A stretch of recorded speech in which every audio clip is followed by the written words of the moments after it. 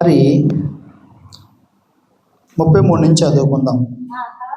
ఆహా, దేవుని బుద్ధి జ్ఞానముల బాహుల్యము ఎంతో గాంభీరము, ఆయన తీర్పులు శోధింపనెంతో అసఖ్యములు, ఆయన మార్గములెంతో అగమ్యములు. ప్రభు మనసు ఎరిగిన వాడెవడు? ఆయనకు ఆలోచన చెప్పువాడెవడు? ముందుగా ఆయనకిచ్చి ప్రతిఫలం పొందగలవాడెవడు?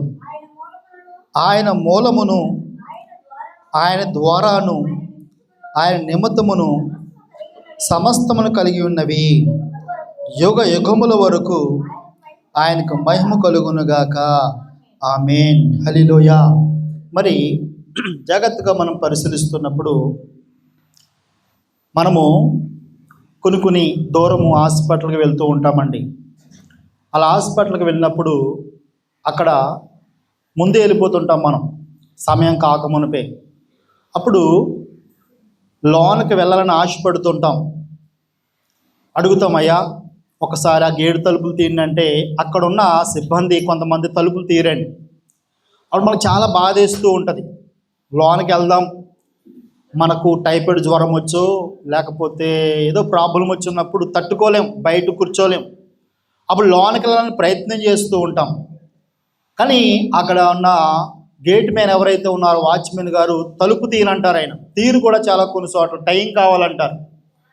అదేవిధంగా మనము కొన్నిసార్లు కలెక్టర్ ఆఫీస్ కూడా వెళ్తూ ఉంటాం. ఆ కలెక్టర్ ఆఫీసులో కూడా ఏం జరుగుతుంటుందంటే సమయము కాకమునిపే లోనికి మనల్ని పంపించరు. అదేవిధంగా కొన్నిసార్లు బ్యాంకు వెళ్తూ ఉంటాం. ఆ బ్యాంకులో కూడా సమయము కాకమునిపే లోనికి పంపించరు. కనీసం మనము పని కాకపోయినా లోపలికి వెళ్ళి విశ్రాంతి తీసుకుందామని ఆశపడుతున్నప్పటికీ కూడా పంపించరండి. అప్పుడు మనకు బాధ కలుగుతూ ఉంటుంది.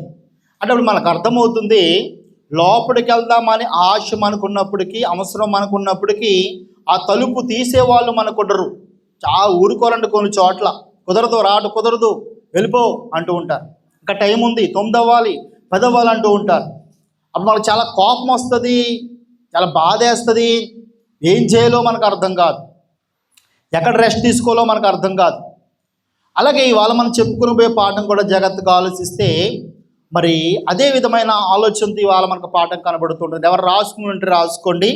మనకు అంశం పేరు ఏంటంటే పరలోక రాజ్యమును తెరవగలవారు ఎవరు? ఏంటంటే పరలోక రాజ్యమును తెరవగలవారు ఎవరు? మళ్ళీ చెప్పండి. పరలోక రాజ్యమును తెరవగలవారు ఎవరైనా అంశం మీద మనం కొద్ది నిమిషాలు దేవుని వాక్యాన్ని ధ్యానించుకుందాం. ఇక్కడ మొదటిగా మనం లేఖన భాగం చూసాము. మరి దేవుని మార్గములు ఏమై ఉన్నాయంటే అగమ్యములు. ఏ గమ్యములు అండి? అగమ్యములు. మనం ఒక ఊరికి వెళ్తాం, గమ్యానికి వెళ్తాం, ఆ గమ్యం చేరుకుని వస్తాం. మనకు ఒక మార్గం తెలుసు. కానీ దేవుని మనస్సు, దేవుని మార్గాలు ఎలా ఉన్నాయంటే అగమ్యములు. అంటే అవి మనుషులకి అర్థం కావట్లేదు, అగమ్యములు. రెండోగా చెప్తున్నాడు, ప్రభు మనస్సు ఎరిగిన వాడు ఎవడు? ఎలాగంటే దేవుని మార్గాలు, దేవుని మనసు అగమ్యములుగా కనబడుతున్నాయి. అది సహజంగా ఒక మాదిరిగా ఉన్న క్రైస్తవులకి, ఒక మాదిరిగా ఉన్న మనుషులకి అవి అర్థం కావంటండి. అందుకే ప్రభు మనస్సు ఎరిగిన వాడు ఎవడు ఇక్కడ చెప్తూ ఉన్నాడు. కాబట్టి ప్రతి ఒక్కరు కూడా ప్రభు యొక్క మనస్సు ఎరగడం కొరకు మనం ప్రయత్నం చేయాలి. దేవుని కొన్ని మార్గాలు ఉన్నాయి, అవి అగమ్యములుగా కనబడుతున్నాయి. అదేదో వారానికోసారి వచ్చి వెళ్ళిపోతే ఆ గమ్యాలు తెలియవు మనకి, ఆ మార్గాలు తెలియవు మనకి. కానీ నిజంగా ఎవరికి బయలుపరచబడతాయో జాగ్రత్తగా ఆలోచిస్తే, ఆయన మనస్సు ఎవరికి తెలుస్తుందని జాగ్రత్తగా ఆలోచిస్తే, చూడండి మనం ఇంకా ముందుకు వెళ్దాం. మత్తయి సువార్త 16వ అధ్యాయము, మత్తయి సువార్త 16వ అధ్యాయము 19వ వచనం. మత్తయి సువార్త 16వ అధ్యాయం 19వ వచనం. మత్తయి సువార్త 16:19 చదవన్నా. పరలోక రాజ్యము యొక్క తాళంపు చెవులు నీకిచ్చేదను. నీవు భూలోకమందు దేనిని బంధించదువో అది పరలోకమందును బంధింపబడును. భూలోకమందు దేనిని విప్పుదువో అది పరలోకమందును విప్పబడునని అతనితో చెప్పెను. చాలండి. ఇక్కడ ఎవరెవరితో చెప్తున్నారండి? ఎవరెవరితో చెప్తున్నారు? యేసు ప్రభు వారు చెప్తున్నారు. ఎవరికి చెప్తున్నారు?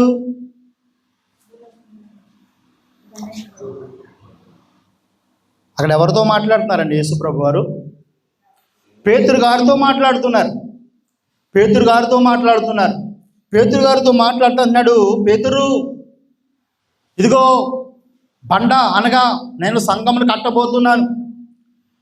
ఇదిగో సంఘం మీద పునాది వేయబోతున్న సమయంలో ఇదిగో నువ్వు ఇలా పరలోక రాజ్యమేక తాళంపు చెవులు. ఇంకొక మాట చదువుదాం పైకి.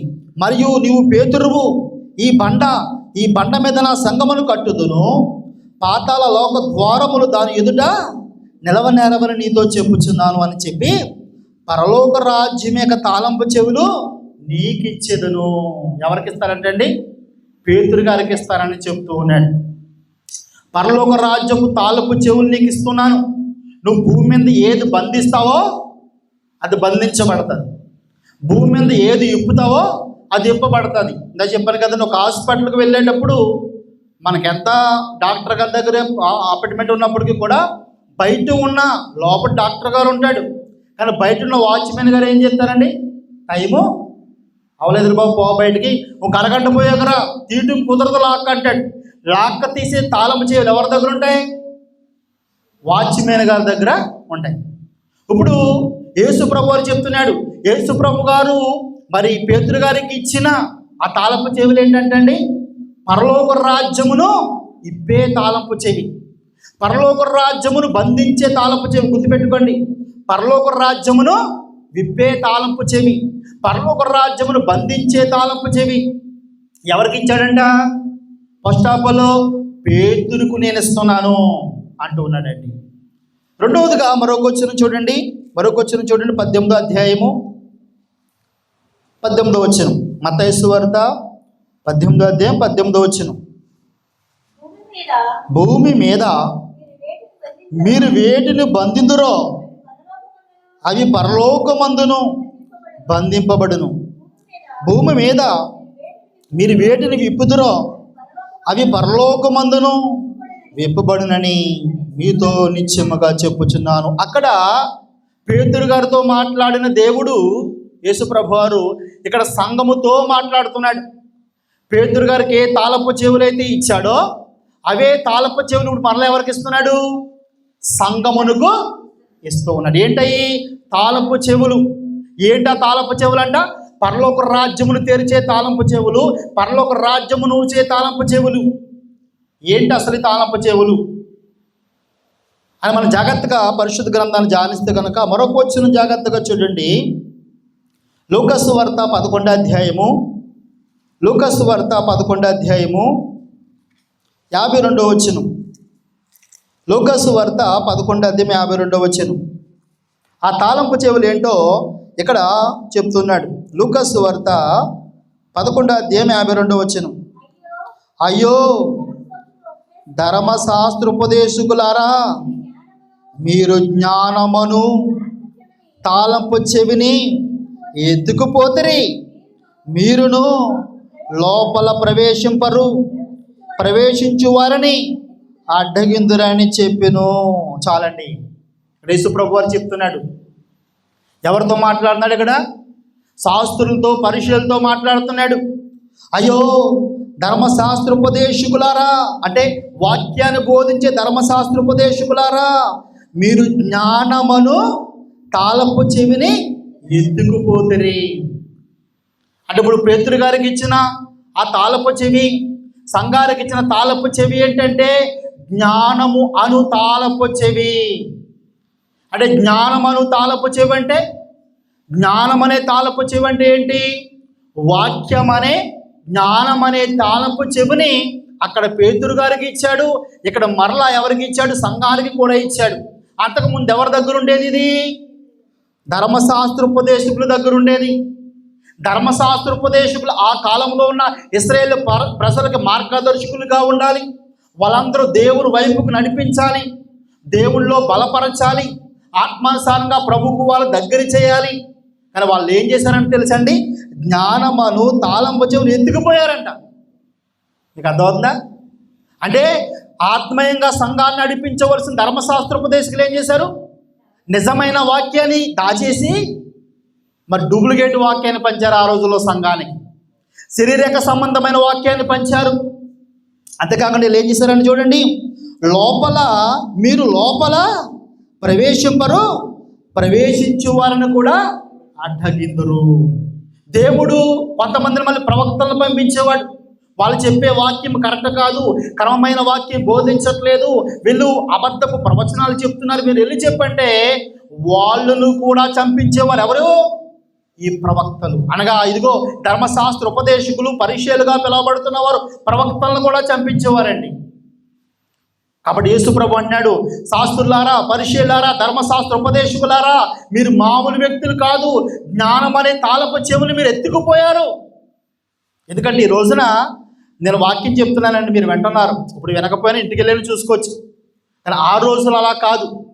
ఆ వాక్యం వినేటప్పుడు అక్కడే వినాలి, అక్కడే నేర్చుకుని ఇంటికి వెళ్ళాక బైబిల్ ఉందండి, బైబిల్ అనేది లేదు, పరిశుద్ధ గ్రంథము లేదు. కానీ ఈ రోజుల్లో ప్రతి ఒక్కరి చేతిలో బైబిల్ ఉన్నది కాబట్టి ఆ వాక్య యొక్క విలువ మనకు అర్థం అవ్వట్లేదండి. కానీ ఆ రోజున పరలోక రాజ్యానికి చేసే మార్గం ఎక్కడ పడితే అక్కడ దొరికేది కాదు, ఆ ధర్మశాస్త్ర ఉపదేశకులు మాత్రమే చెప్పాలి. కానీ వాళ్ళు ఏం చేశారంటే అండి, ఎత్తుకుపోయారంట. అంటే నిజమైన వాక్యాన్ని చెప్పగా వాళ్ళకి లాభకారమైన వాక్యాలు చెప్పి వాళ్ళు పొట్టకూడు కోసం. అందుకే అంటాడు, వారు కడుపే వారు దేవుడు అంటాడు నూతన నిబంధనలో పౌలు గారు. అంటే వాళ్ళ కడుపును పోషించుకోవడం కొరకు, వాళ్ళ డంబంగా బ్రతకడం కొరకు ఆ జ్ఞానము నిజమైన వాక్యాన్ని దాచిపెట్టేశారు వాళ్ళు. ఇంకొక వచనం చూడండి, మత్తయి సువార్త 23వ అధ్యాయము 13వ వచనం. మత్తయి సువార్త 23వ అధ్యాయం 13వ వచనం. అయ్యో వ్యాసుదారులైన శాస్త్రులారా, పరిచయులారా, మీరు మనుషులు ఎదుట పరలోక రాజ్యమును మోయుదురు, మీరు అందులో ప్రవేశింపరు, ప్రవేశించు వారిని ప్రవేశింపనివ్వరు. అయ్యో వ్యాసదారులైన శాస్త్రులారా, పరిచయులారా, ఒకని మీ మతములో కలుపుకున్నట్టుకు మీరు సముద్రమును భూమిని చుట్టూ వచ్చెదరు. అతను కలిసినప్పుడు అతని కంటే రెండంత నరకపాత్రునిగా చేయుదురు. సరిపోతుందండి. ఇక్కడ ప్రభు మాట్లాడుతాను చూడండి. వీళ్ళు ఏం చేస్తున్నారంట అండి, పరలోక రాజ్యంలో ఏం చేస్తున్నారంట, మీరు మనుషులు ఎదుట పరలోక రాజ్యంలో ఏం చేశారండి, వీళ్ళు మూసేశారంట. అర్థమవుతుందండి? అంటే మనుషులను దేవునికి ఎద్దకు వెళ్ళకుండా, దేవుని మనస్సు ఎరగకుండా, దేవుడు గమ్యం ఎరగకుండా, దేవుడికో మనస్సు ఉన్నది, ప్రతి మనిషి కూడా దేవుడితో ఉండాలని, ప్రతి మనిషి దేవుని దగ్గరికి వెళ్ళాలని దేవుడు అభిలాష కలిగే ఫస్ట్ ఆఫ్ ఆల్ ఇశ్రాయేలు ప్రజలను దేవుడు ఎన్నుకున్నాడు. అందుకే కదండి యాకోబుకు దేవుని వాక్యము మొదట వచ్చిందంట. దేవుడి వాక్యము జ్ఞానమైన వాక్యం వారికి పంపిస్తే ఈ యొక్క శాస్త్రులు, ధర్మశాస్త్రోపదేశకులు ఏం చేశారంటే పరలోక రాజ్యాన్ని ఏం చేశారంటే అండి, మూసివేసేసారంట, బంధించేశారు. బంధించేసినప్పుడు ఎవరు వచ్చారంటే యేసు ప్రభు వారు ఈ భూమి మీదకు వచ్చారు. మరలా యేసు ప్రభు వారు ఈ భూమి మీదకు వచ్చి వాళ్ళందరూ కూడా బంధించేశారు. ఎవరు కూడా పరలోక రాజ్యానికి వెళ్లకుండా, నిజమైన మార్గానికి వెళ్లకుండా అంటే వాక్యం ప్రకటిస్తున్నారు, సంఘాలు జరుగుతున్నాయి, బలులు ఇస్తున్నారు. అందుకే అంటాడు యెషయా అంటాడు, వీరు వినుడు మట్టుకే విందురు కానీ గ్రహించారంట. వాళ్ళు గ్రహించే స్థితిలో లేరు, వీరు చెప్పే స్థితిలో లేరు. ఏదేమైనా ఒకటి జరిగిందండి. ఇదిగో ఇది వరకు పూర్వకాలంలో, ఇప్పుడు పెద్దగా తక్కువగానండి, ఎవరైనా చచ్చిపోతే ఏం చేసేవారండి, మన పెద్దరింట్లోనే ఇల్లుని మూసేసేవారు కదండి, అక్కడ దెయ్యం ఉందని, తిప్పాత అయిపోయిందని. అలాగా ఈ యొక్క ధర్మశాస్త్రోపదేశకులు ఏం చేశారంటే నిజంగా దేవుని ఎద్దుకు వెళ్ళకుండా ఇదిగో వాక్యం అనే తాళము చెవుని ఎత్తుకుపోయి ఆ పరలోక రాజ్యమునే మూసేశారంట. తర్వాత ఇప్పుడు యేసు ప్రభు వారు ఈ లోకానికి వచ్చి, యేసు ప్రభు వారు ఇదిగో అజ్ఞానులైన వారిని ఈ లోకంలో ఇదిగో మరి శాస్త్రులతో పరిచయాలతో పోలిస్తే వాళ్ళతో పాటు జ్ఞానం లేని వారు, వారంతా పండితులు కాదు, వారు చేపలు పట్టుకునేవారు. మరి అదేవిధంగా లోకంలో దీనులైన వారిని అందుకే కొరింథీ పత్రికలో చెప్తాడు, నువ్వు జ్ఞానులను సిగ్గుపరచుటకు లోకములో వారిని వెర్రి వారిని దేవుడు ఏర్పరచుకున్నాడంట. వెర్రి వాళ్ళని, మరి ఎన్నిక లేని వారిని దేవుడు ఏర్పాటు చేసుకుని మొట్టమొదటిగా ఆ తాళపు చెవి ఎవరికి ఇచ్చాడండి? పేతురు గారికి ఇచ్చాడు. అదే మనం అపోస్తుల కార్యములో చూస్తాం. అపోస్తుల కార్యములో పేతురు గారు మొట్టమొదట ప్రసంగం చేసినప్పుడు ఎంతమంది బాప్తిష్యం పొందారండి? 3,000 మంది పైగా బాప్తిష్యం పొంది, అంటే పేతురు గారు ఏం చేశారు అనుకున్నా తెలుసండి? పేతురు గారికి దేవుడు ఇచ్చింది తాళపు చెవి. ఇదిగో శాస్త్రులు, ధర్మశాస్త్రోపదేశకులు మూసేసిన పరలోకం, నిజమైన దేవుడితో సంబంధం లేకుండా ఆగిపోయిన ప్రజలందరూ కూడా ఎప్పుడైతే పేతురు గారు వర్తమానం ప్రకటించాడో, అంటే తాళపు చెవిని ఇప్పాడో, వాళ్ళందరూ కూడా 3,000 మంది పైగా అక్కడ బాప్తిష్యం పొందినట్లు మనకు కనబడుతూ ఉందండి. అంటే ఆ కృప ఎవరికి ఇచ్చాడంటే దేవుడు? మొట్టమొదటిగా పేతురు గారికి ఇచ్చాడు. తర్వాత అలా చూసుకుంటూ పోతే ఒక చోట 3,000 మంది, 5,000 మంది, 8,000 మంది ఇలాగా పరలోక రాజ్యంలో ప్రవేశిస్తూ ఉన్నారు. పరలోక రాజ్యంలో ప్రవేశిస్తూ ఉన్నారు. ఇక్కడ 2 విషయాలు మనం గుర్తుపెట్టుకోవాలండి. పరలోక రాజ్యం అని పిలిచినప్పుడు ఒకటి పైనున్న పరలోక రాజ్యం అన్నాడు, భూమి మీద ఉన్న సంఘాన్ని కూడా పరలోక రాజ్యం అని పిలిచాడు. దేవుడు రాజ్యం అని పిలిచారు, పరలోక రాజ్యం అని కూడా పిలిచాడు, గుర్తుపెట్టుకోవాలి. అందుకే చూడండి, యేసుప్రభు ఒకసారి అంటాడు, దేవుని రాజ్యము బలముతో వచ్చేటప్పుడు ఇక్కడ కొంతమంది నిలిచి ఉంటారని చెప్పాడు. అది కొంతమంది తప్పుడుగా అర్థం చేసుకుని ఇదిగో యేసుప్రభు ఇంకా రాలేదు అప్పుడే చెప్పాడు అనుకుంటాను. అది దేని గురించి చెప్పాడు? సంఘాన్ని దేవుడు రాజ్యముతోను పరలోక రాజ్యముతో పోల్చాడు. కాబట్టి పేతురు గారు ఎప్పుడైతే వాక్యము ప్రకటించాడో, అంటే ఆ కృపనిచ్చాడండి. అక్కడ పేతురు గారి కంటే బాగా ప్రకటిస్తారు శాస్త్రులు, పేతురు గారి కంటే బాగా ప్రకటిస్తారు పరిచయులు, బాగా వాక్యాన్ని చెప్పగలరు. కానీ ఆ కృపను వాళ్ళు కోల్పోయారు. ఇప్పుడు ఆ తాళపు చెవి పేతురు గారికి దేవుడు ఇచ్చాడండి. ఆ తాళపు చెవిని పేతురు గారు పొందుకుని అనేక మంది ఇదిగో శాస్త్రులు పరిచయులు మూసేసిన ఆ యొక్క తెరని బద్దలు కొట్టి ఆ పరలోక రాజ్యంలో చేర్చడానికి దేవుడు వాడుకున్న వ్యక్తి ఇదిగో ఒక చిన్న దేశములు, చిన్న ప్రాంతములో పుట్టిన, లోకములు ఎండికి లేని పేతురు గారి ద్వారా దేవుడు అనేక మందిని పరలోక రాజ్యం తెరవడానికి దేవుడు ఆడుకుంటూ వచ్చాడండి. తర్వాత మనం చూసుకుంటూ ఉంటాం. ఒకసారి చూడండి, మత్తయి సువార్త 5వ అధ్యాయము. మత్తయి సువార్త 5వ అధ్యాయము. మరి పేతురు గారికి ఇచ్చాడు. పేతురు గారు ఆ పరలోక రాజ్యాన్ని తెరిచాడు. మరి రెండో సబ్జెక్టు సంఘానికి కూడా ఇచ్చాడు కదా. మరి సంఘము కూడా తెరవాలి కదా పరలోక రాజ్యమును. అని మనం జాగ్రత్తగా పరిశీలిస్తే చూడండి, మత్తయి సువార్త 5వ అధ్యాయము 19వ వచనం. మత్తయి సువార్త 5వ అధ్యాయం 19వ వచనం. కాబట్టి ఈ ఆజ్ఞలలో మిగులు అల్పమైన ఒక దానినైనను మీరి మనుషులకు అలాగును చేయి బోధించువాడెవడో వాడు పరలోక రాజ్యములో మిగులు అలుపుడనబడును. అయితే వాటిని గైకుని బోధించువాడెవడో వాడు పరలోక రాజ్యములో గొప్పవాడనబడును. శాస్త్రుల నీతి కంటేను పరిచయుల నీతి కంటేను మీ నీతి అధికము కాని ఎడల మీరు పరలోక రాజ్యములో ప్రవేశింపలేరని మీతో చెప్పుచున్నాను. ఇక్కడ యేసు ప్రభు వారు సంఘముతో కూడా మాట్లాడుతున్నాడు. ఇక్కడ మన నీతి శాస్త్రుల నీతి కంటేను పరిచయుల నీతి కంటేను మన నీతి అధికముగా ఉండాలంటండి. ఇంతకీ వారి నీతికి మన నీతికి తేడా ఏమిటి?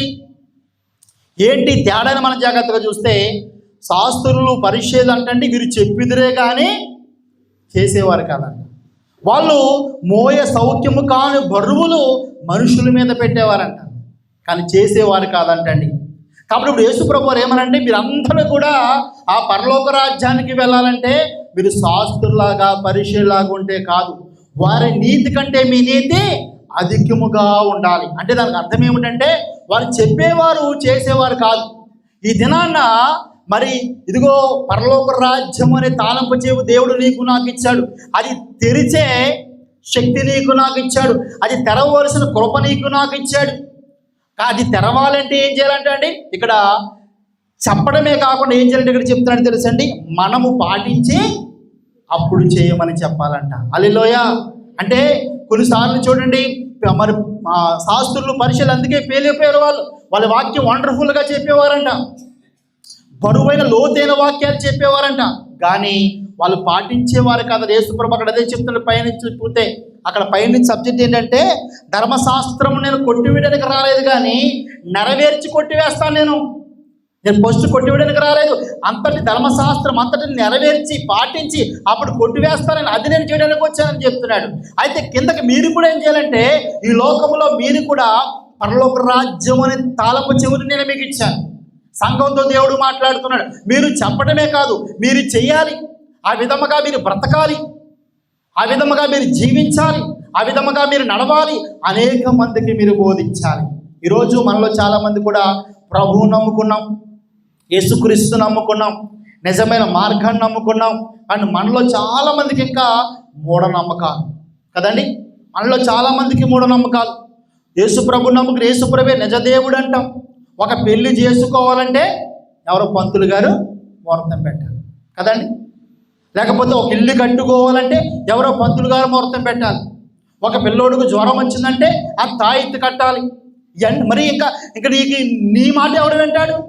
మీకు అర్థమవుతుందండి. అంటే ప్రభువులోనికి వచ్చిన మీరు, దేవుళ్ళలోకి వచ్చిన మనము, అంటే దేవుళ్ళో ఆ పరలోక రాజ్యము తాళపు చెవి తెరిచే కృపను ఆ ఫస్ట్లో పేతురు గారికి ఇస్తే, ప్రజెంట్ నీకు నాకు మనందరికీ కూడా ఇచ్చాడు.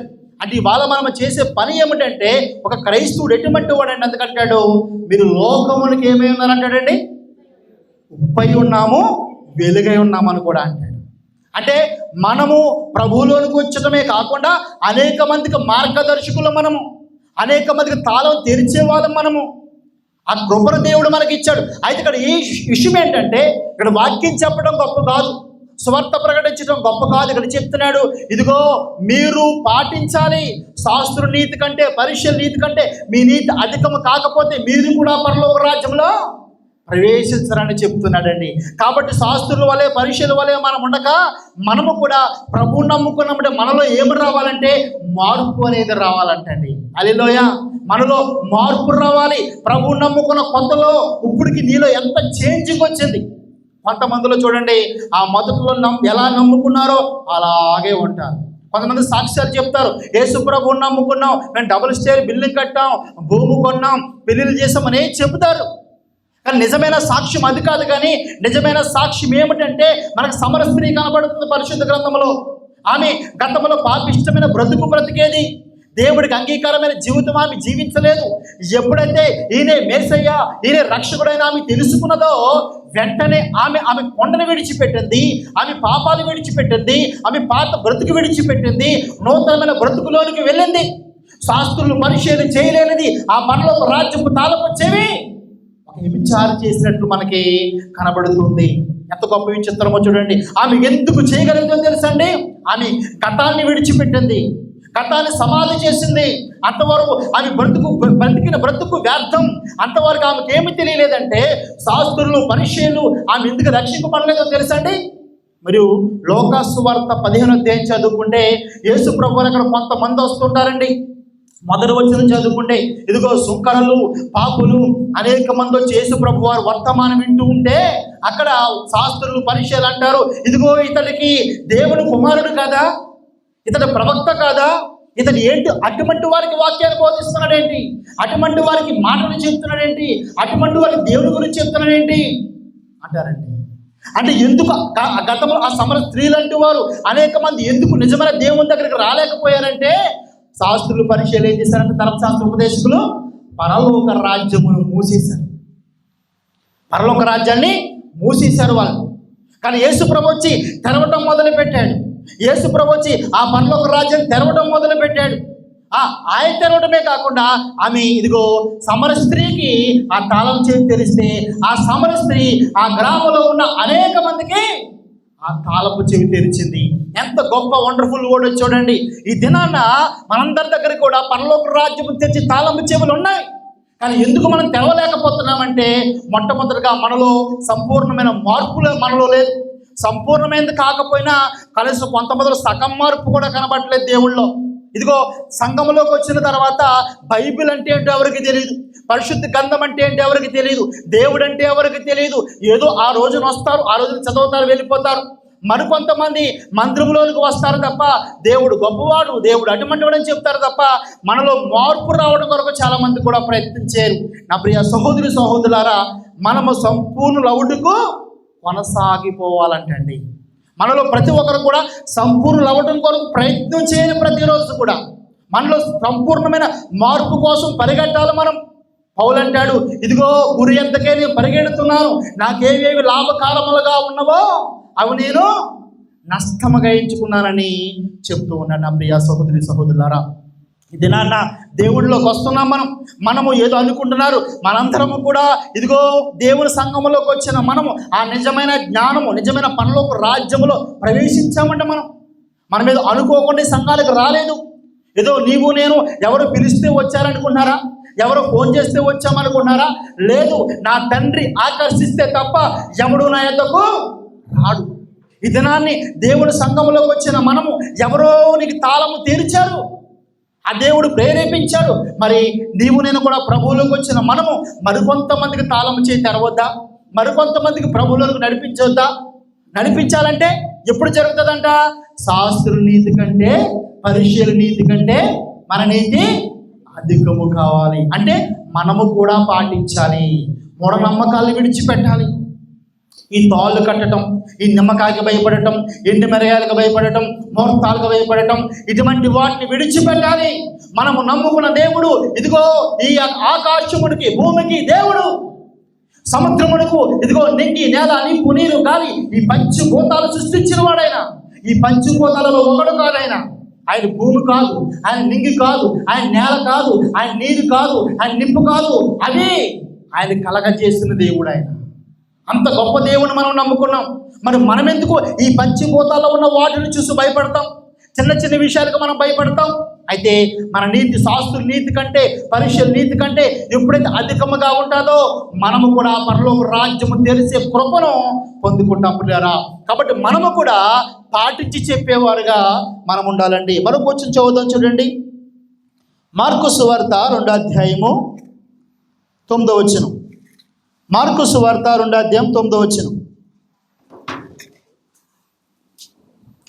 మార్కు సువార్త 2వ అధ్యాయం 9వ వచనం. చదవండి అమ్మా. నీ పాపములు క్షమింపబడి ఉన్నవని చెప్పుట సులభమా? నీవు లేచి నీ పరుపు ఎత్తుకుని నడువుమని చెప్పట సులభమా? అయితే పాపములు క్షమించుటకు భూమి మీద మనుష్య కుమారునికి అధికారము కలదని మీరు తెలుసుకొనవలని వారితో చెప్పి. చాలండి. ఇక్కడ యేసు ప్రభువారు పక్షవాతం గలవానికి ఏం చేశాడండి? ఆ పక్షవాతమును స్వస్థపరిచాడు. పక్షవాయం ఒక తీసుకొచ్చారు, అతను స్వస్థపరిచాడు. స్వస్థపరచటమే కాకుండా ఇంకో పని చేశాడు. ఆయన ఏం చేశాడు?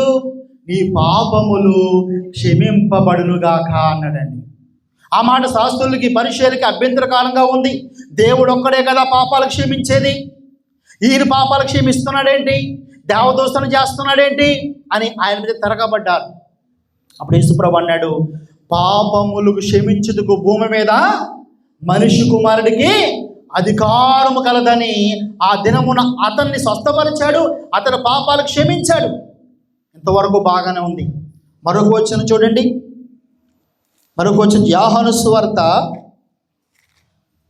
20వ అధ్యాయం 23వ వచనం చూడండి. యోహాను సువార్త 20వ అధ్యాయం 23వ వచనం చూడండి. యోహాను సువార్త 20వ అధ్యాయం 23వ వచనం. మీరు ఎవరి పాపములకు క్షమింతురో అవి వారికి క్షమింపబడును, ఎవరి పాపములు మీరు నిలిచిందురో అవి నిలిచిండునని వారితో చెప్పును. ఇప్పుడు యేసు ప్రభు వారు పాపాలు క్షమించడం అనేది ఆయన దేవుని కుమారుడై ఉన్నాడు. ఓకే, ఇక్కడ మీరు జాగ్రత్తగా పరిశీలించండి. అక్కడ శిశువులతో చెప్పుతున్నాడు. ఇదే వచనము సంఘాలు కూడా వర్తిస్తుంది. ఇక్కడ ఏంటి తెలుసా అండి? మీరు ఎవరి పాపములకు క్షమింతురో అవి వారికి క్షమింపబడును. అంటే సంఘానికి మరికొంతమంది పాపాలకు క్షమించే అధికారము సంఘానికి ఇచ్చడం మీరు జాగ్రత్తగా గమనించాలి. యేసు ప్రభు వారు ఎలాగా ఆయన దేవుడేండి అనేక మంది పాపాలకు క్షమించాడో అలా అనేక మంది పాపాలకు క్షమించే అధికారం ఇప్పుడు సంఘానికి కూడా ఉందంట. అంతేకాకుండా వారి పాపాలు అలాగే ఉండటానికి నిలిచి ఉండే అధికారం కూడా మనకే ఉన్నదంట. గుర్తుపెట్టుకోండి. ఇది ఎలా సాధ్యం సార్? పాపాలు క్షమించేది దేవుడు కదా, మనం ఎలా క్షమిస్తాం అని మీరు అనొచ్చు. ఈ ప్రక్రియ ఎలా జరుగుతుందంటే మన ప్రారంభ పాఠం పేరేం పేరండి? పరలోక రాజ్యమును తెరవగలవారు ఎవరు అంటే ఇక్కడ గమనించాలి. యేసు ప్రభు ఎలాగైతే పాపాలకు క్షమించే శక్తి కలిగిన వాడై ఉన్నాడో అదే శక్తి సంఘానికి కూడా ఇచ్చాడు. ఆ ప్రాసెస్ ఎలా జరుగుతూ ఉందంటే, ఇదిగో లోకములో యేసు రక్తము చేత కడగబడిన ప్రతి ఒక్కరు కూడా పాపి అని దేవుడు లేఖనం సెలవిస్తూ ఉన్నది. నీతిమంతుడు లేడు, ఒక్కడు లేడు, అందరూ పాపము చేసి దేవుడిని గ్రహించి కృపను పొందలేకపోతున్నారండి. ఈ లోకంలో పుట్టిన మనందరము కూడా ఊహ తెలిసిన కాడి నుంచి ఎన్నో తప్పులు, ఎన్నో పాపాలు, చూపు ద్వారా పాపం, ఆలోచన ద్వారా పాపం, తలంపుల ద్వారా పాపం, ఎన్నో పాపాలు కలిగిన వారి ప్రపంచంలో ఉన్న మనుషులందరూ కూడా, ప్రతి ఒక్కరు కూడా. అందుకే నీతిమంతుడు ఒక్కడు లేడంటండి. అయితే మనందరం ఎలా నీతిమంతులం అయ్యామంటే, ఇప్పుడు ఎవరో మనల్ని తెరిచారు. మనకెవరో ఇదిగో మనము కూడా ఒకప్పుడు పాపంలో ఉన్నవారమే. మనం కూడా లోకమనే పాపంలో బ్రతుకుచున్న మనము ఎవరో తాళపు చెవి తెరిస్తే ఇదిగో మరి అనేక మంది మనందరం కూడా యేసు రక్తము ద్వారా కడగబడి పరలోక రాజ్యం అనే సంఘములో చేర్చబడ్డాం. ఇవాళ సంఘానికి ఏం పవర్ ఇచ్చాడంటే, ఒక సూపర్ న్యాచురల్ ప్రభు అనేక మంది పాపాలు క్షమించాలన్నా అధికారం సంఘానికి ఇచ్చాడు, నిలిచి ఉండాలన్నా సంఘానికి ఇచ్చాడు. అంటే వాళ్ళకి మనం వాక్యం చెప్పడం ద్వారా వాళ్ళు ఏమవుతుందండి వాళ్ళు మనం తెలుస్తున్నాం. వాళ్ళు పరలోక రాజ్యంలో చేర్చడానికి మనమే మార్గదర్శులుగా దేవుడు నియమించాడు. అందుకే పేతురు రాసిన పత్రికలు అంటాడు. ఒకసారి ఆ పత్రిక చూడండి. పేతురు రాసిన పత్రిక మొదటి అధ్యాయము, 2వ అధ్యాయము, మొదటి పత్రిక 9వ వచనం.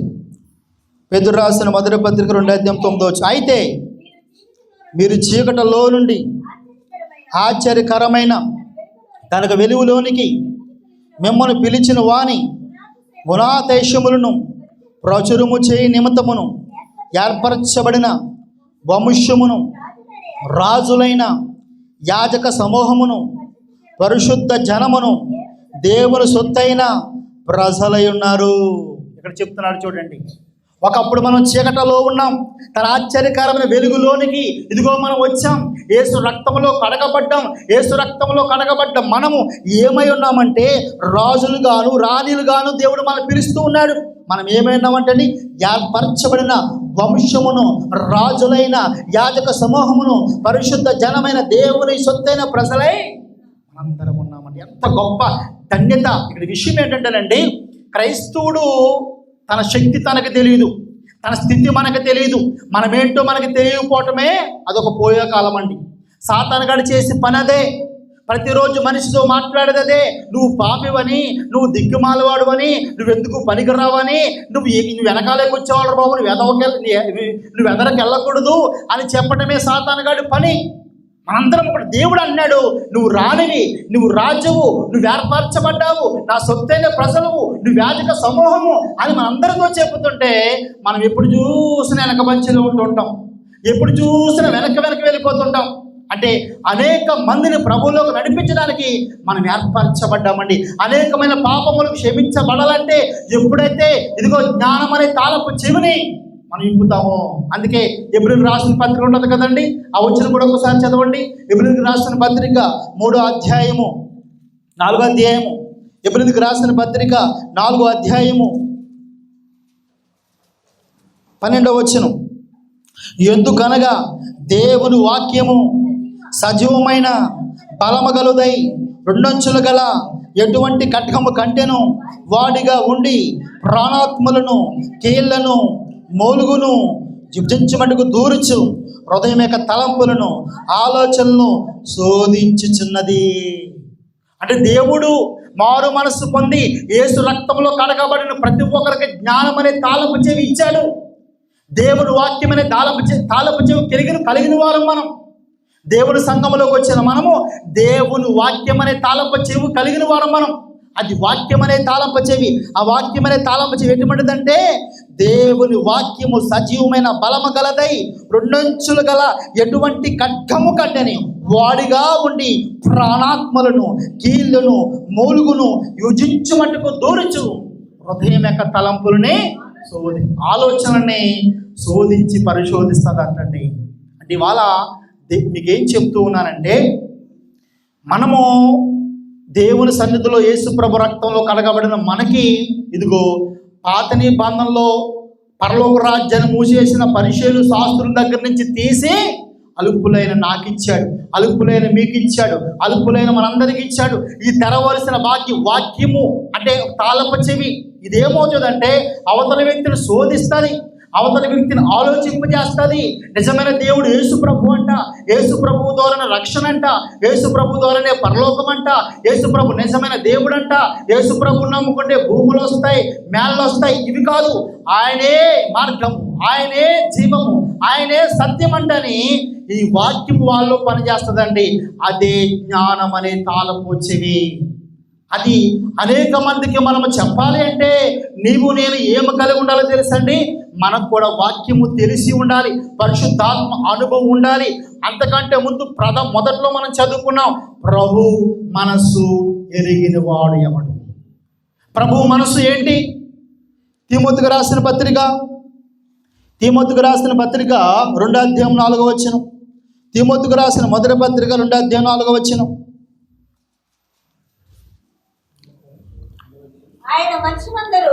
ఆయన మనుషులందరూ రక్షణ పొంది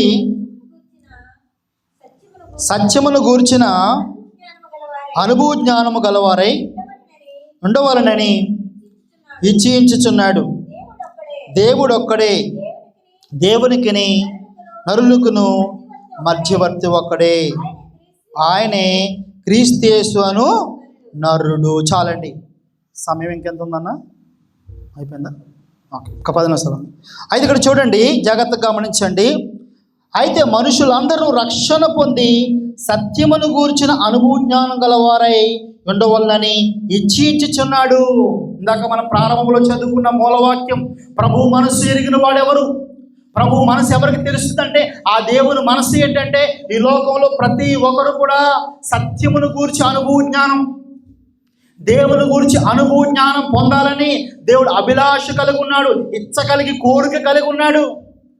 అలాగే అనుభవ జ్ఞానం తెలియాలంటే, ఆ దేవుడు రుచి తెలియాలంటే, ఆ దేవుడి గురించి తెలియాలంటే మారు మనస్సు పొందిన మనము, యేసు రక్తములో కడగబడిన మనము ఆ తాళపు చెవును మనమే ఇప్పాలి, ఆ వాక్యమును మనమే అనేక మందికి చెప్పాలి, ఆ వాక్యం మనమే అనేక మందికి ప్రకటించాలి. ఇవాళ మందిరంలోకి వచ్చిన మనము ఇంటికి వెళ్ళిపోయిన తర్వాత అసలైన పరిచర్య ఉంది. ఇప్పుడు అందరం మనం ఇక్కడికి ఎందుకు వచ్చామో తెలుసండి?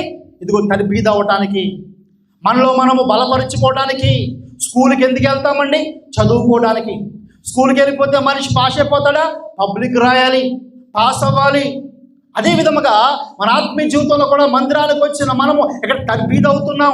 దేవుని సేవకులు బోధిస్తున్నారు, ఇదిగో నువ్వు ఇంటికి వెళ్ళి ఇలా బ్రతకాలి, నువ్వు ఇంటికి వెళ్ళి ఇలా జీవించాలి, నువ్వు ప్రభువు కొరకు ఇది చేయాలని చెప్తున్నప్పుడు అది విని గ్రహించి చేసేవారుగా, లేకపోతే ఇక్కడ చెప్పాడు కదా మత్తయి సువార్తలో, మీరు శాస్త్రుల నీతి కంటేను పరిసయ్యుల నీతి కంటేను మీ నీతి అధికము కాని ఎడల మీరు పరలోక రాజ్యంలో ప్రవేశించారన్నాడండి.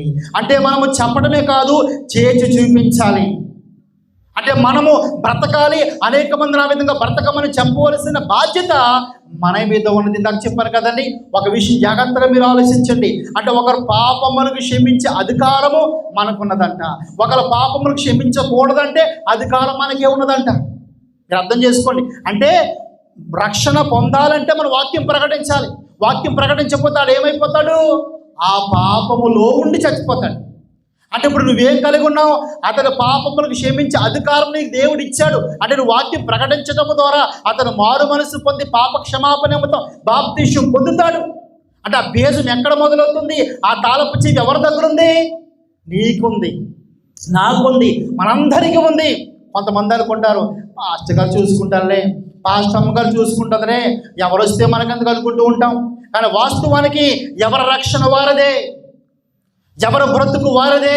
పరలోక రాజ్యంలో ప్రతి ఒక్కరు తాము స్థితిని సంపాదించుకోవాల్సిందే. మనం ఏదో వచ్చాము వెళ్ళామనే వాళ్ళగా ఉంటే మాత్రము ప్రయోజనం లేదండి. ఇంకొక వచనం చూద్దాం చూడండి. కొరింథీయులకు రాసిన మొదటి పత్రిక 11వ అధ్యాయం లాస్ట్ వచనం ఇంకది. ఇది చదువుకుని మనం ముగింపు చేసుకుందాం. కొరింథీయులకు రాసిన మొదటి పత్రిక 11వ అధ్యాయం 23వ వచనం. నేను మీకు అప్పగించిన వారిని అప్పగించిన దానిని ప్రభువుల పొందితిని. నేను మీకు అప్పగించిన దాన్ని ప్రభువుల పొందితిని.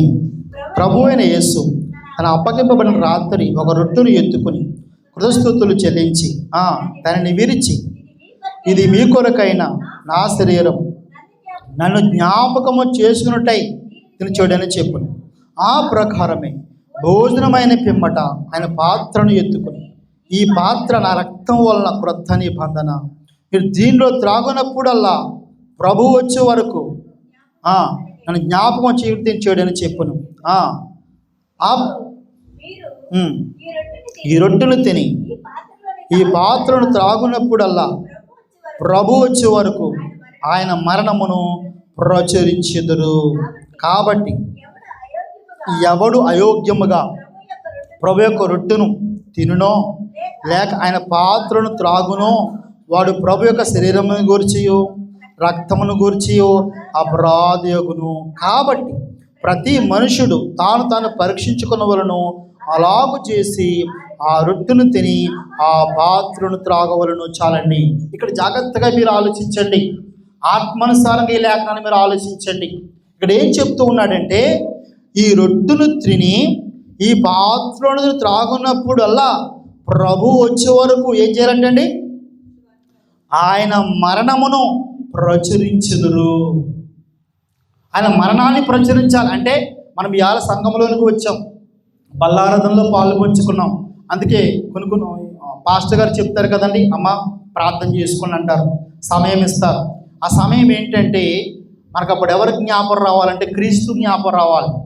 క్రీస్తు ఎలాగైతే నీ పాపాలు నా పాపాలు ఆయన మీద మోసుకుని, ఇదిగో మరి తల మీద ముళ్ళ కిరీటం పెట్టించుకుని, పిడిగుద్దులు గుద్దించుకుని, ఒకడితో 40 కొరడా దెబ్బలు తిని, ముఖం మీద కాండ్రించి ఉమ్మించుకుని, ఒళ్ళంతా రక్తము కారి, ఇదిగో ఆయన గొలకత్త కొండ మీదకి వెళ్ళి నీ పాపాలు నా పాపాలు ఒక చనిపోయాడు చూసారండి. అది మనం జ్ఞాపకం చేసుకోవాలి. హల్లెలూయా. అది జ్ఞాపకం చేసుకోవడం ద్వారా, అది జ్ఞాపకం చేసుకుని మన ప్రతి అపరాధములు ఒప్పుకుని, అది జ్ఞాపకం వచ్చిన మనకి ఇప్పుడు మన రక్షణ ఎలా వచ్చింది? యేసు ప్రభు చచ్చిపోవడం వల్ల వచ్చింది. ఒక మాటలో రక్షణ ఎలా వచ్చింది? ఆయన ముఖం మీద గుద్దులు గుద్దడం వల్ల వచ్చింది. రక్షణ ఎలాగ వచ్చింది? కొరడా దెబ్బల వల్ల వచ్చింది. రక్షణ ఎలా వచ్చింది? ఆయన ముఖం మీద ఉమ్మూయటం ద్వారా వచ్చింది. రక్షణ మనకు వచ్చింది కదా. అయితే వచ్చిన మనం అది జ్ఞాపకం చేసుకుని తీసుకోవాలి. తీసుకున్న మనకు అది ఏం జ్ఞాపకం ఉండాలంటే, రేపు మనం ఇంటికి వెళ్ళిపోయిన తర్వాత నేను రక్షింపబడ్డాను, నా పాపాలకు క్షమించబడ్డాయి, నా కుటుంబం క్షమించబడింది, అయ్యో ఇంత గొప్ప రక్షణ మరి నా పక్కింటి వాళ్ళకి రావద్దా, నా ఎదురింటి వాళ్ళకి రావద్దా, నా స్నేహితులకు రావద్దా అని తప్పనిసరిగా దీన్ని ప్రచురించాలి. అదే చెప్పాలి అక్కడ, మీరెవరు పాపములు నిలిచిందరో వారి పాపాలు అలా ఉండిపోతాయి. మీరెవరో పాపాలకు క్షమిస్తారో ఆ పాపాలు క్షమించబడతాయి. ఆ కృపణ దేవుడు మనకి ఇచ్చాడు. ఇక్కడ అదే చెప్తున్నాడు, ఈ రొట్టెను తిని ఈ ప్రార్థనను తాగినప్పుడల్లా ఆయన మరణమును ప్రచురించెదరు. బాగుంది. అయితే ప్రచురించకుండా ఎవరైతే వచ్చి మామూలుగా వెళ్ళిపోయి మళ్ళా వచ్చి మళ్ళా వెళ్ళిపోతున్నారో, ఎవరికి క్రీస్తు గురించి చెప్పట్లేదో, ఎవరు ఆయన మరణము గురించి అనగా ఆయన మరణ పునరుద్ధానముల గురించి, ఆయన వచ్చాడు, చనిపోయాడు, సిలువేయబడ్డాడు, తిరిగి లెగిశాడు, ఈ యొక్క సబ్జెక్ట్ని, ఈ యొక్క చిన్న వర్తమానమును, ఈ సువార్తను ఎవరైతే మరొకరికి చెప్పటం లేదో అలా బతికేంటో చెప్తున్నాడు చూడండి కింద. కాబట్టి ఇప్పుడు ఎవడు అయోగ్యముగా ప్రభు యొక్క రొట్టె తినునో. యోగ్యం అంటే ఏంటనుకున్నారు? ఆయన మరణాన్ని ప్రచురించడం యోగ్యం. ఆయన మరణాన్ని ప్రచురించే యోగ్యం పాత నిబంధనలో లేదు. అదే పైన చెప్పాడు, ఇది క్రొత్త నిబంధన అని. పాత నిబంధన కాలంలో ఇదిగో శాస్త్రుల చేతిలో ఉండిపోయింది ఆ జ్ఞానపు అనే తాళంపు చెవి, పరిశీలన చేతిలో ఉండిపోయింది తాళం అనే తాళంపు చెవి, జ్ఞాన వాక్యం అనే తాళంపు చెవి శాస్త్రులు బంధించేశారు, పరిశీలన బంధించేశారు. అంతేకాదండి, యేసు ప్రభువారు వచ్చిన తర్వాత కూడా, బైబిల్ ముద్రించిన తర్వాత కూడా పోపు అని ఒకటి దగ్గర బంధించబడిపోయింది వాక్యం. సాతానుగాడు ఎంత కుట్ర చేశాడంటే నీకు నాకు ఈ వాక్యం తెలియకూడదని బంధించుకుంటూనే వచ్చాడు. క్రీస్తు శకము 1600 దాకా కూడా ఈ బైబిల్ లేదు ప్రపంచంలో. మూసేశారు. అది గతంలో శాస్త్రులు పరిచయాలు మూసేస్తే తర్వాత అనేక మంది మూసేశారు పెద్దలు. కానీ ఇవాళ తెరవబడింది మనందరూ కూడా, సత్యము తెలిసింది.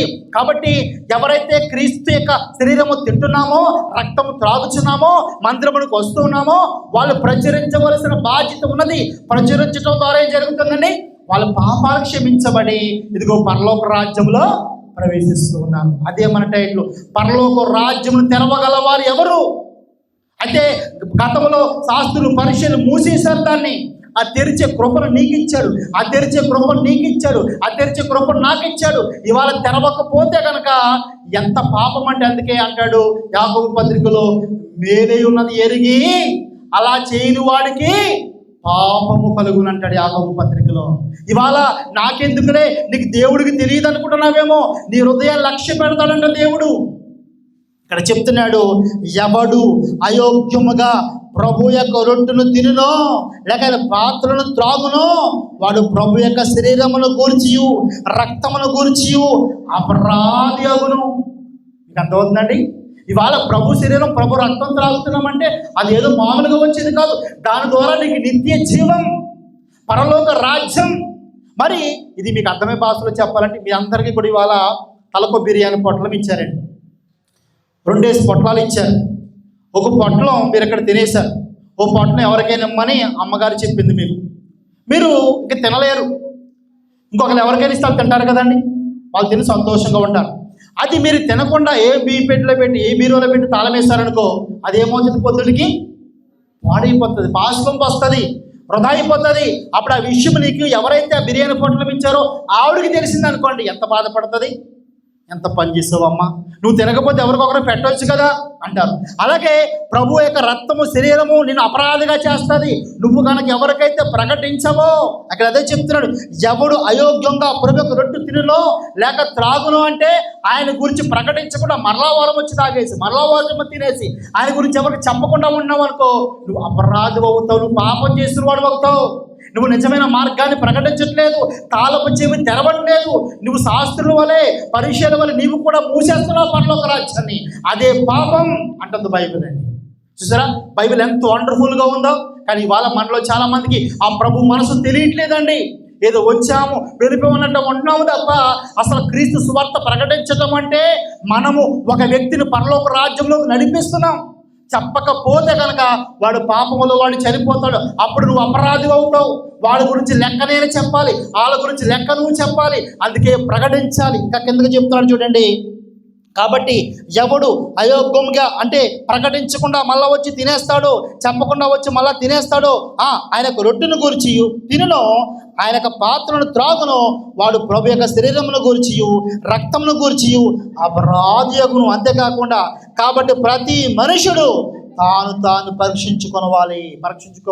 మన వారు ఎవరికైనా చెప్పానా, అయ్యో చెప్పలేదని భయం పుట్టాలి. అప్పుడు దేవుని అడగాలి, ప్రభువా మొన్న వారు ఒక్కరు కూడా చెప్పలేదు ప్రభువా, మొన్న వారు ఒక్కరు కూడా నీ గురించి చెప్పలేదు ప్రభువా అని నీ పాపం ఒప్పుకోవాలి. అలా కాకుండా ఇది ఏదో ఇస్తున్నాం తినేస్తాం వెళ్ళిపోతామంటే నువ్వు అపరాధిగా మారిపోతావు. అపరాధం ఇంకేం చెప్తాను చూడండి, కాబట్టి ప్రతి మనుషుడు తాను పరీక్షించుకొనవలను, అలాగు చేసి ఆ రొట్టెను తిని ఆ పాత్రను త్రాగవలను. ప్రభు శరీరమును వివేచింపక తిరుడు త్రాగువాడు తనకు శిక్ష విధి కలుగుటకై తిని త్రాగుచున్నాడు. ఇందువలనే మీలో అనేకులు బలహీనులను రోగులనై ఉన్నారు, చాలామంది నిద్రించి ఉన్నారు. అయితే మనమే విమర్శించుకున్న ఎడల తీర్పు పొందకపోదుము. మనము తీర్పు పొందిన ఎడల లోకముతో పాటు మనకి శిక్ష విధికి కలగొన్నట్లు ప్రభు చేత శిక్షింపబడుచున్నాం. ఎంత వండర్ఫుల్గా ఉందో చూడండి. ఈ లేఖన భాగం మనకేం చెప్తుందంటే, కొంతమంది ఏమైపోయారంటే అండి శిక్షకు పాత్రులు అయ్యారంట. అంతేకాకుండా అనేకులు బలహీనులైపోయారంట, రోగులైపోయారంట, చాలామంది నిర్ధరించారంట. ఈ లేఖన భాగం ఏంటంటే, ఎప్పుడైతే మనము ఆ యొక్క క్రీస్తు గురించి అనేక మందికి చెప్పమో, ఇప్పుడు మీరు అర్థం చేసుకోండి, ఇంతవరకు కూడా క్రీస్తులోనికి వచ్చారు, బాప్తీసం పొందారు, రొట్టె తింటున్నారు, వెళ్ళిపోతున్నారు. కొంతమందికి వేరే ఒకరికి చెప్పని వారు కూడా ఉన్నారు. మరి మీరు నిద్రించారా, చనిపోయారా, రోగులైపోయారంటే అది కాదు. ఇక్కడ ఏం చెప్తున్నాడంటే క్రీస్తు మనల్ని ఏం చేశాడో తెలుసండి. ఆదిలో జరిగింది, ఆదామునందు మనందరము చనిపోయాం, ఆత్మీయ స్థితిలో చనిపోయాం, ఆత్మలో చనిపోయిన మనము మరలా క్రీస్తు రక్తం ద్వారా మరలా బతికించబడ్డాం. అయితే ఎవడైతే క్రీస్తుని గురించి మరలా ఎవరికైతే చెప్పరో, ఆయన బలలో పాల్గొని మరలా వచ్చి మరలా వెళ్ళిపోతాడో, సరే వివేచన లేకుండా ఉంటాడో, వాడు ఆత్మలో బలహీనమైపోతాడు, ఆత్మలో రోగి అయిపోతాడు, ఆత్మలో చచ్చిపోతాడు. ఆత్మలో చచ్చిపోతే పరలోకం వెళ్తామా? అందుకన్నాడు, నా శరీరము తిని నా రక్తము త్రాగుని వాడు నిత్య జీవము గలవాడు, జీవముతో ఏకమై ఉంటాడు. అర్థమవుతుందండి. ఆయన రక్తాన్ని ఆయన శరీరాన్ని తినాలి, ఆయన రక్తాన్ని త్రాగాలి. మూడోది ఏంటి? ఆయన శరీరాన్ని తినాలి, ఆయన రక్తాన్ని త్రాగాలి. తర్వాత వెంటనే ఏంటి? ఆయన శరీరాన్ని తినాలి, ఆయన రక్తాన్ని త్రాగాలి. తర్వాత ఏంటి? ప్రకటించాలి.